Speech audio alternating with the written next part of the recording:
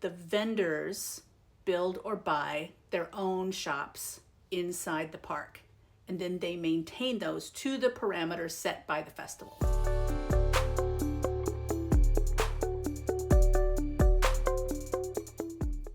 Hello, my darlings.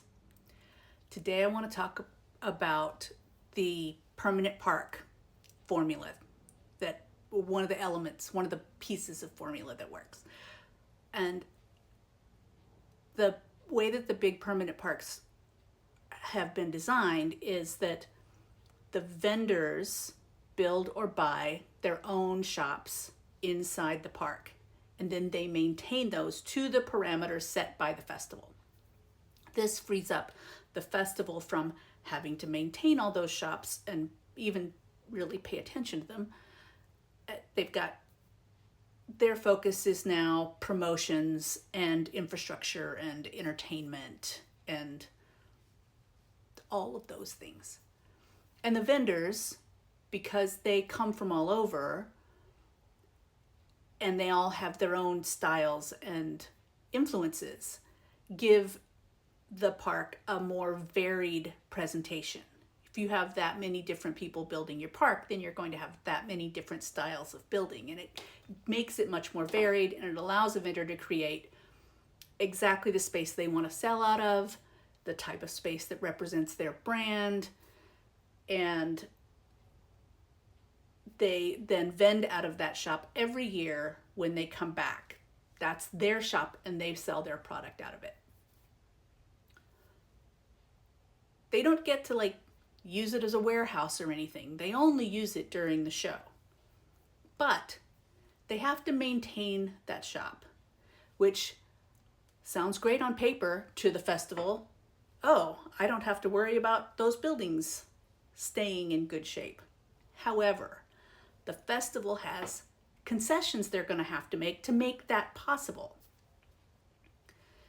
If a show has a lot of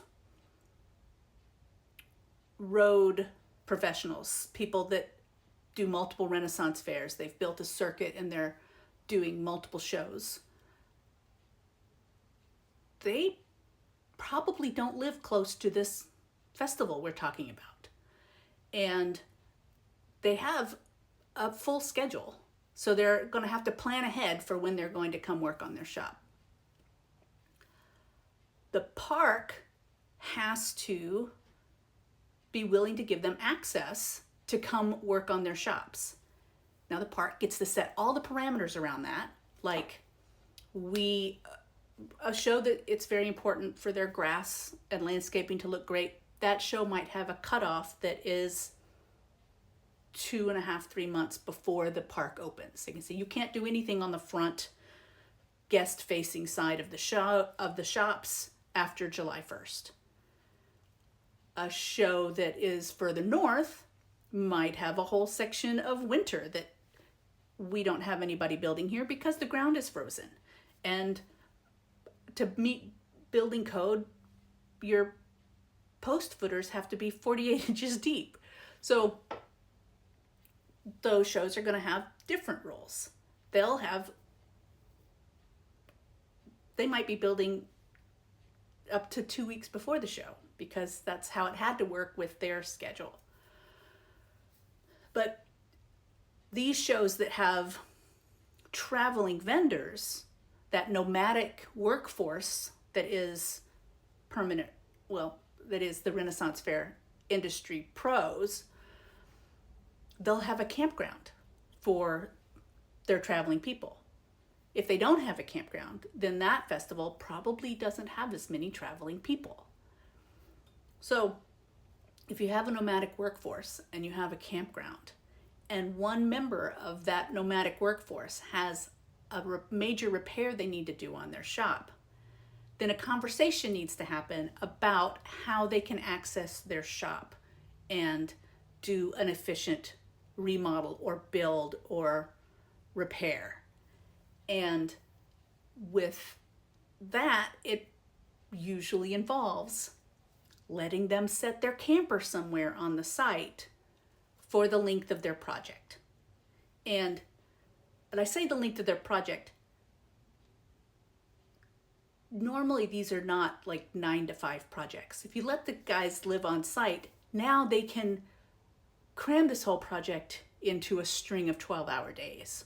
Or if the weather's 100 degrees, like it has been the past summer and looks like it's going to be again this year, they can work from 6 a.m. until noon and then take a break and then maybe work again in the evening. Because again, these folks have another circuit and another schedule that they're normally at during the time that they've carved out of their schedule to come work at the festival. To keep up your festival, like the maintenance of these structures that are outdoors in the elements has to happen, or else your show starts to look rough around the edges. And so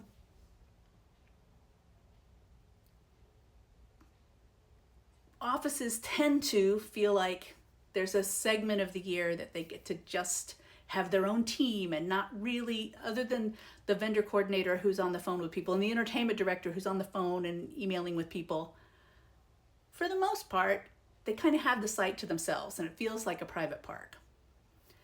But they have to be willing to let some of those people into the private park in order to get their repairs done and maintain all of those structures in the park. If you have a festival that doesn't have a campground, then you don't have as many road people doing your show. You have more locals doing your show. And they have a different requirement. They're going to need for somebody to be willing to have the grounds open on weekends so that they can go work their 9 to 5 and then on Saturday and Sunday come out and get the fresh paint on their shops and make sure that their roof is good and do some landscaping around their shops. And that's sometimes hard because the people working in the office and working the grounds want to work 5 days a week. So this formula of vendors building the buildings and festival owners maintaining the property and running the show has worked for 50 years, but it has required concessions on both sides. So that's what I wanted to talk about today.